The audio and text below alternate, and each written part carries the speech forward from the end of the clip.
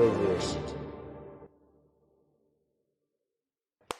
Greetings, I'm Shad, and yes, this is a bit of a different camera angle at the moment because in this video I'm going to be giving my thoughts and impressions for the new trailer for Baldur's Gate 3. Specifically, how accurate it is to the authentic medieval aesthetic. Now you might be thinking it's fantasy, it doesn't need to be, or actually historic like it. That's absolutely true, but we'd like it to be realistic and believable, and so several of the same logic parameters should apply, like functional armor. It doesn't need to be accurate armor, but at least functional. And if they're trying to emulate what it looked like historically, and they get it wrong, well, they're trying to emulate what it was historically, so it's wrong. Still room for artistic embellishments because of fantasy, but also kind of in addition to my thoughts on this, a bit of a reaction as well to the trailer, because I am a massive Baldur's Gate fan. I mean, that game was just like drugs for me as a kid. Yet, with my love of fantasy and my love of medieval stuff, sometimes they are at odds, okay? And I try and bring them closer together in more unity, in peace and harmony. It's kind of possible. So I'm going to be sharing also some thoughts that I really hope Larian Studios, who are developing Baldur's Gate 3, might take on board. So, tweet them this video.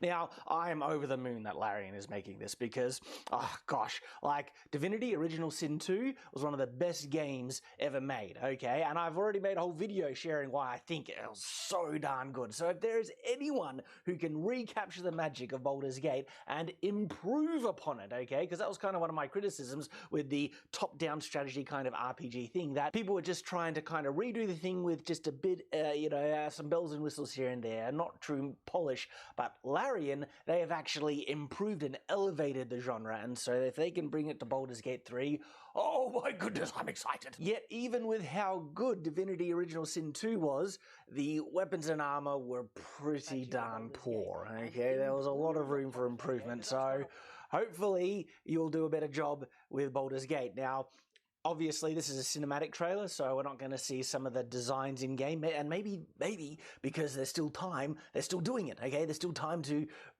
do good, do better, and maybe fix some problems that might exist. So, we'll see how we go. Ooh, it took 2 seconds for me to pause.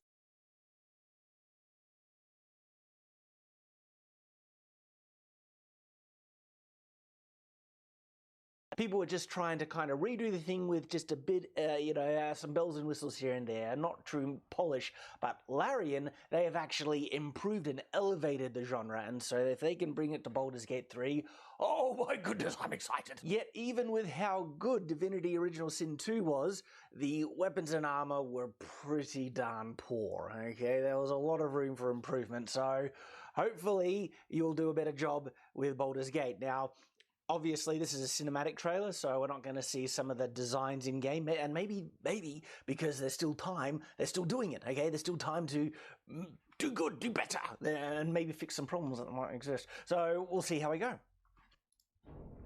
Ooh, it took 2 seconds for me to pause it, but come back, let's have a look at this, okay? We see a city of... I'm assuming it's Baldur's Gate.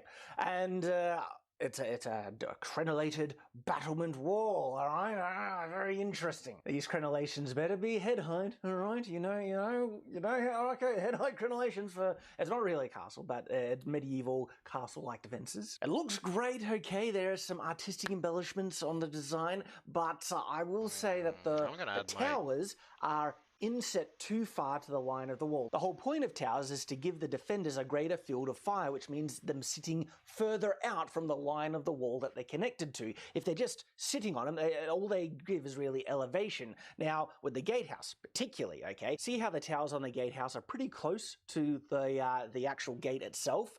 That's not good in a proper true castle design. These are flanking towers, and they're supposed to be sitting out further in front of the actual gate itself. So this means any attackers, okay, trying to batter down this door, when they come in close to the gate, they are now in between two towers that can just rain down death, just in a V. Death. But they can't really do this with the way that the towers are on this gatehouse right here. Just get a small little bits of detail, okay? The city is on fire, or smoking.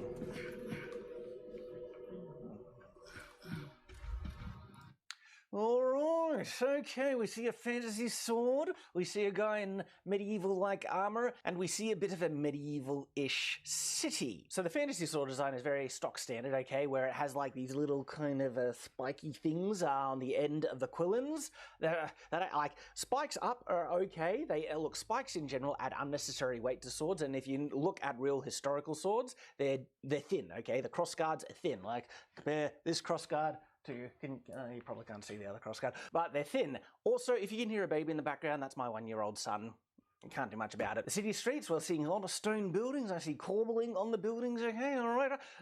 It's kind of interesting, the things that stand out to me at times, because the thing that stood out to me are the shutters on the windows. Why do medieval buildings or medieval style buildings have shutters? Well, because oftentimes they didn't have glass covering them. They weren't completely sealed off. Now, if you're rich, you could get glass on them. And if we look at some of the buildings here, we do see glass in some of the buildings. And so if they have glass on them, there's no need for shutters. In the bottom window, it looks like it's actually no, that looks like it's just a dark interior. So if there's no glass, shutters, absolutely, because keep them open in the day, fresh air coming through. At night time, closing them off, keep the heat in, okay? We can't see too much about the armor. I mean, it seems fairly stock standard with some fantasy elements, like they look like swordbreaker pauldrons, except being around the neck. They're like halfway down the pauldron, sticking out the side for artistic embellishment. It's kind of like a swordbreaker pauldrons, and without knowing the actual functional reason why they're there, because the reason why you have these, metal extrusions, kind of like loops at the edge of the pauldron near the neck, is if a strike hits the shoulder and you're with a sword